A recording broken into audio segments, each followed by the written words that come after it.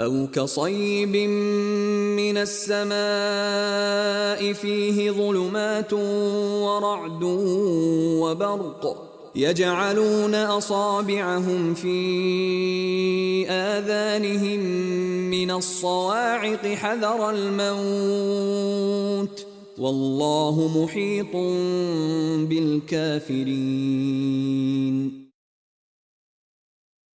Today we're focusing on a single, really powerful image from the Quran. It's chapter 2, verse 19, Al-Baqarah. And our mission today is to really unpack this intense metaphor it uses for hypocrisy, or al-munafiqun. Okay, so let's set that scene. The sources describe someone just caught in this crazy storm falling from the sky. Right. It's not just rain, it's the darkness of night plus these heavy piled up dark clouds. So it's overwhelming.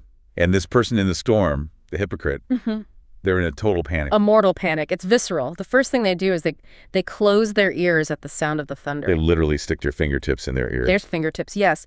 And it's all because they're paralyzed by this fear of death. But wait, it's not the fear of being struck by lightning, is it? It's something else. It's something deeper.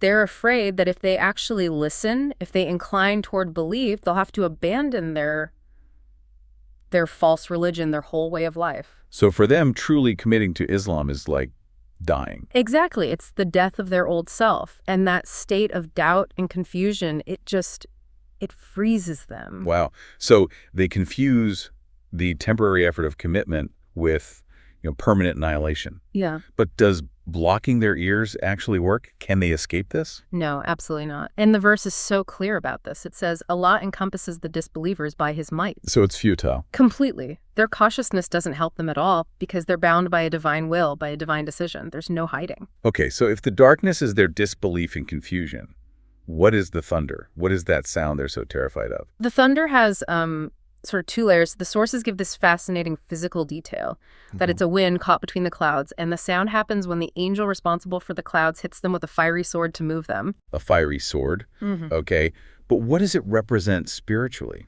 That's the core of it. Spiritually, those thunderclaps are the burdens of the Sharia. The obligations. The obligations, yes. Yeah. The very things the hypocrites hate. Things like jihad striving and effort, or zakat, the required charity. So every boom of thunder is like a command they don't want to follow. It feels like a physical blow, and when they're faced with these demands, their hearts are just filled with that fear of death again. It sounds like a constant, exhausting state of being undecided. It is. A true believer, you see, never doubts the truth. They don't just stop acting when things get tough. But this group of hypocrites, they can't commit. So they might seem to believe when things are easy. Right. But when calamity strikes or an obligation comes up, they fall back into disbelief. They stay stuck like that for their entire lives. And this internal feeling, this aversion, it must affect how they interact with the Quran itself. Oh, absolutely. They actively turn away from it. They don't want to hear the commands, the prohibitions, the warnings, or even the promises. The promises disturb them. Yes, because a promise implies a condition, an action. They hate it all, just like someone caught in a downpour hates the rain. They turn away as much as they possibly can. But they can't. Just like the person in the storm, they are completely trapped. This turning away won't save them from accountability. It cannot save them. Allah knows everything about them. The sources say He will destroy them and that all their deeds are recorded. There's no escape. They will be requited in full.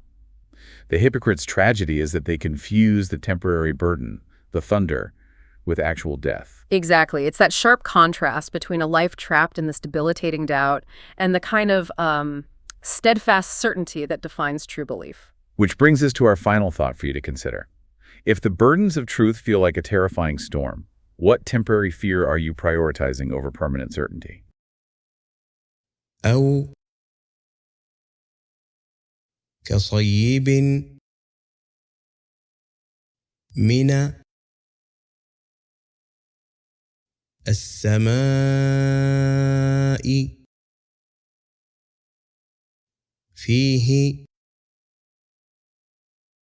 ظلمات ورعد وبرق يجعلون أصابعهم في